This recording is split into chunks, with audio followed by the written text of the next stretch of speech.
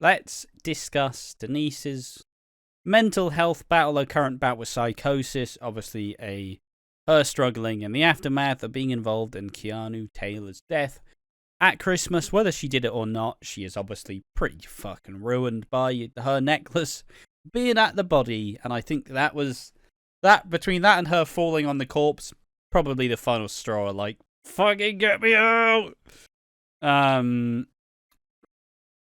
Yeah, so let's talk about it, because it was a big important part of the week. It was interesting to see that the anniversary week was dominated by Denise's mental health struggle, which, interesting enough, likely gonna set up a Shirley return, if I'm just gonna go with that headcanon for a while, because it was suggested that Shirley was sectioned. And maybe Denise will be sectioned in the same place, you know. Maybe she finds Shirley. Maybe we see what she's been up to. And this is also, look, the EastEnders community is pretty fucking diverse in terms of, like, people from different backgrounds, different difficulties, different struggles. And, you know, we've seen a bit of people kind of giving their takes. We do have some people with bipolar disorder. We do have people who, maybe bipolar disorder, maybe borderline personality disorder. I don't know the fucking algorithms. Algorithms. The algorithms? Not YouTube. You know, the acronyms. Acronyms was the word I was going for. So let's see what people think about it, because there are some people who will have been probably more affected about it than us. So it's an interesting tale to take.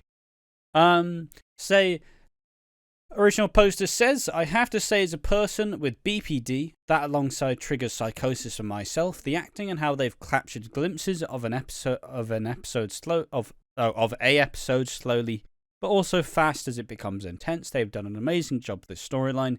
The actor that plays Denise should be very proud of herself. She's done the best psychotic episode acting I've ever seen. I can't stop crying. Thank God no one believes what you have to say when you're crazy, so I don't think the murder's going to come out. Well, it is EastEnders. Like, you know, their healthcare is completely different. You know, in real life, yes, sure, but their healthcare is completely different. Like, you can check on the fucking NHS for like 2 days before. Whereas if I had to go to England and get on the NHS, I'd be there for 2 years on the waiting list. So, very like, true. You know, EastEnders universe, fucking soap universe in general, their healthcare system is completely different, brother. You say, like, oh, the healthcare system is shit. Well, in real life, but you got in that fucking soap, fuck me, you'll be fucking flying. Someone returns. I also had BPD, and although I've not gone into full-blown psychosis, I've had pseudo-psychosis and extreme paranoia, and they've totally have got it there. What I also liked with what they did was there's that Denise had the odd occasion where she acts semi-normal, which throws you off a bit, but this too can happen in real life.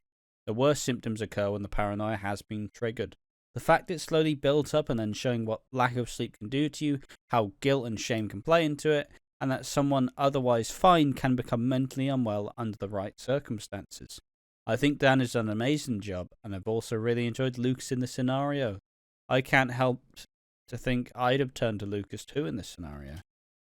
Yeah, I'm happy that Lucas got to reappear in this story. And I think it's like I said, it's only the history that EastEnders can really draw on. And it's really cool to see that, you know, Lucas did some fucked up things. But we can see that through time, he's tried to repent for his sins. He's tried to fucking make up for being a fucking murderer, you know? Not the easiest thing to do. And there's no real way to mark improvement.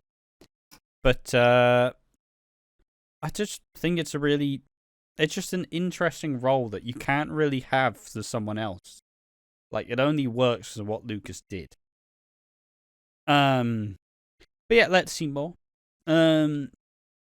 Saying, that's why I'm really glad they gave this story to Denise, even though it was possibly meant for Sharon, according to some theories. Never heard anything about that. Lacey Turner plays mental health storylines absolutely spectacularly, but Stacey was the obvious choice. Lacey would have smashed it, but the audience would have expected Stacey to have an episode after what they went through. However, anyone can have a mental health crisis at any time. Denise is incredibly strong and seemed like she was doing fine at the start. but that doesn't make someone immune under the right conditions, such as lack of sleep, like you said. My own experiences with mental health revolve around severe depression and anxiety, so nothing involving mania or psychosis or anything. I always found EastEnders does it really well when they tackle mental health issues.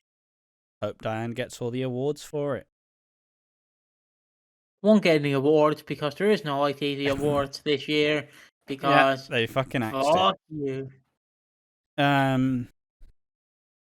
mean, I think this as a whole kind of gets to.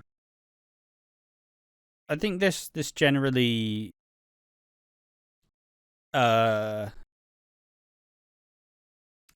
think we've given it a pretty good rap for this. There are a lot of other stories that are interesting to tell, but I think just from those like kind of takes alone, you can generally see the impact that the Denise stuff has had and how it's actually been pretty fucking revered. And look, like the soap EastEnders, like Reddits and communities are pretty fucking, pretty fucking unreasonable sometimes, and it's hard to have like a genuine, like very well-rounded consensus as to like, oh yeah, this is good, this is great stuff. And I think that's what this storyline has gotten so far. People may complain about the sick stuff, but nobody's really complained about the Denise stuff, other than maybe, I get that she's struggling, but fuck me, I can't be bothered. Which is a criticism I've heard, and a criticism I've very slightly felt.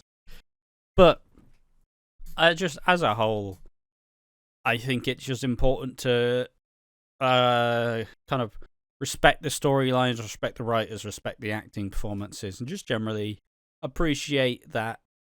I don't know, this stuff is hard to do, and when they do it right, and like people complained that there's no danger with the six because they're all established characters. Yeah, how's that fucking not danger today, dickhead? Denise has had a full-blown psychotic episode. Like, she's about psychosis. And like we see, I don't know, it's just, I think people had this kind of unreasonable expectation that the six would be fine because they're all established characters, but just remember, they were raised up to be a part of this big storyline. They weren't all fucking big last year. They were built up into this position, so as quickly as you can build something up, you can fucking take something away. Maybe an actor does want to leave, you know? Maybe they're like, fuck it, I've had enough, you know? Give me a break after this big fucking storyline. It's not unreasonable to suggest. But, yeah, as a whole, pretty good. What have you thought about all the Denise stuff? You know what do I think of it? Well, from a person who kind of has mental health issues, I do kind of go in and out of these things.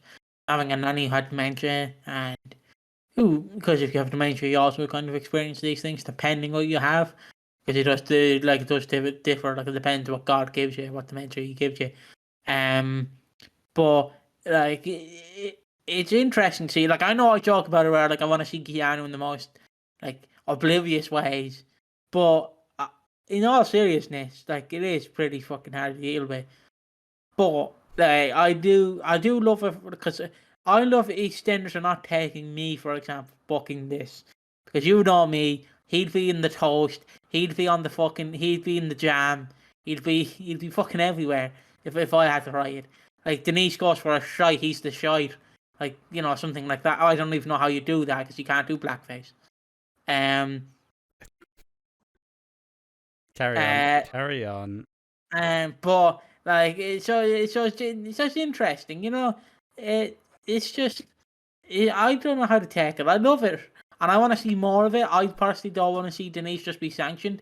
I want this to be where she experiences when she comes out of it, but it very rarely happens. But like, I don't want Keanu to go either, because I just find it funny to have Keanu haunt the square. Or like, yeah, like there are a lot of dumb, funny scenarios you can imagine of like Keanu fucking just cropping up in the worst places. Like, he's in the cafe, going, check the floorboards. Check the floorboards. It would be, I don't know how you do it, but it would be funny if Nish somehow made a deal with fucking Keanu. A deal Yeah, from the grave. well, he is a businessman. He would. That He would is if he true. could. You've seen businessman. Nish could sell a contract to a fucking, I don't know, something.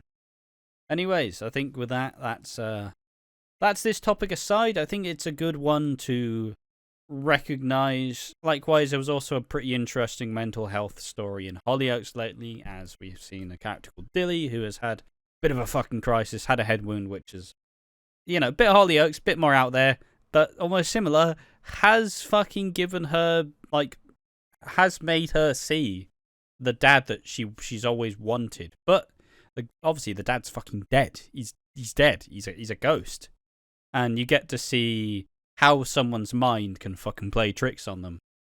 But yeah, that was a video on the channel that came out, I believe, I don't know, a hot minute ago. But you want to see me discuss another mental health story in a similar line, go over and see that video. But yes, this has been Watching Walford. We have been having a good time. We have a YouTube channel other than this called One More Match 182, where we review wrestling. We have a Patreon, a Discord, a Patreon, a coffee, and a YouTube membership, so you can pledge to us financially if you do so want. And finally, we have a Discord which you can join and join in on the conversation if you feel like you must so. So go ahead, do that. Have some fun. Thank you for watching the video. As always, make sure to join us in the next one. Bye-bye.